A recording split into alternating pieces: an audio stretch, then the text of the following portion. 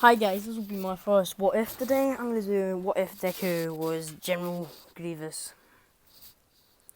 Yes, if you're wondering, I'm new to this, so if you could give me a break about it, please do. So we start off with Deku being born. He'll be born into a mafia family, his dad being the head of it, his mother being the wife, obviously. When he is born, he is born with a deadly disease that affects the body and the organs. I don't know what it's going to be called. Let's call it a deadly. We'll call it AC1. AC1. Alright, AC1 it is. He's born with that, so it mainly means he cannot go outside or walk around or do anything too harmful to his body. He can't move as much as well, so he's basically in his bed for most of his younger days. So let's cut to around when he's 5 years old, and it has gotten much worse. His mother finds a treatment online when she's searching up on it, but it's from this really shady person. She asked Zuko's dad, Sashi, I think it is. Yeah, Sashi. He doesn't trust it because, well, he has many doubts about a lot of stuff. But yeah, they decide to go for it anyway. They take Zuko and them with them. They take a couple bodyguards with them. Not much.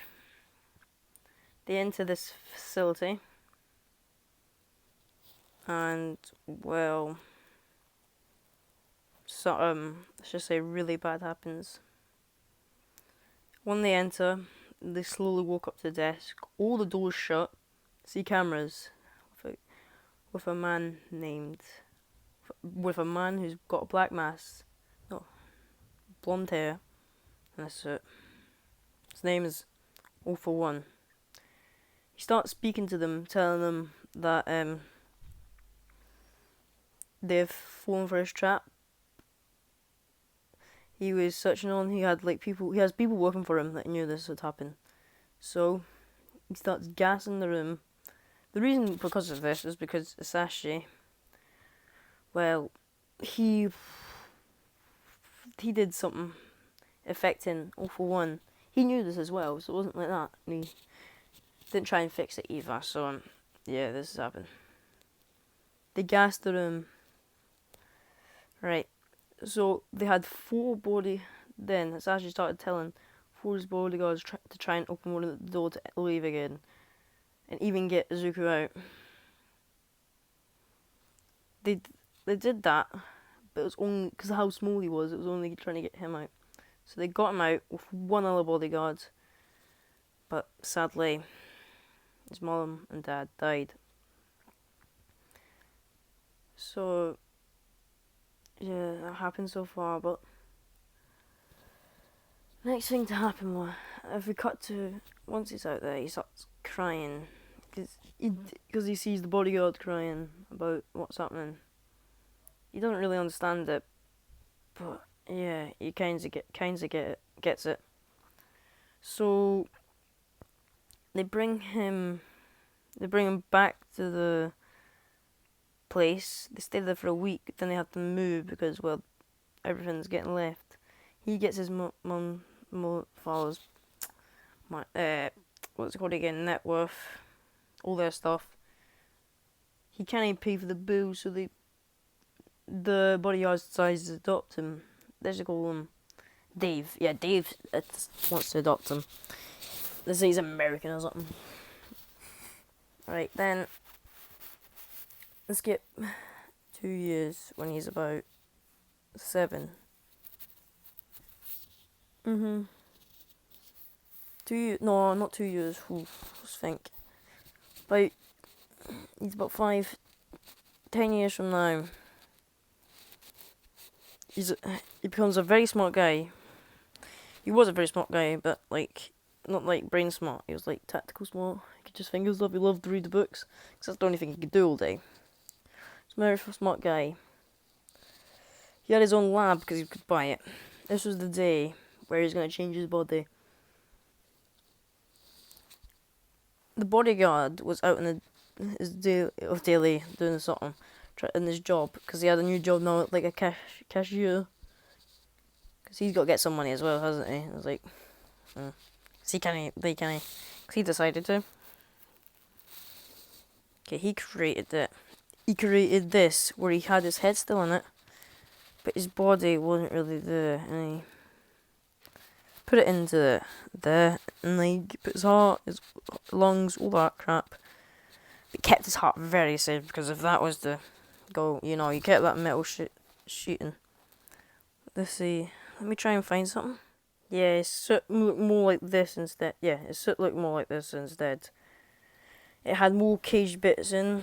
It didn't have 4 arms yet. It was just 2 arms. It wasn't as flexible as the other one. But yeah, because he didn't trust as much. It's harder to move in as well. So when he went into it, he realised, well, he didn't even know how to walk yet. So that would be pretty hard to figure out first. So he had to learn that. And when he did that, it wasn't really good at it, so it was like a new baby walking, who could walk, but like very wobbly. And if they ran, they'd probably fall. So when the bodyguard came back, he was like, "Yeah, Zuko, where are you?" And then he just seen this big robot coming out. So he went to the nearest gun that was like hiding under like the porch or something, and built it up. And then Zuko nearly had a heart attack saying. Then he said, no, that's me. It's me, Azuku. Then he had a sigh of relief. But yeah. I don't know what suffered so far.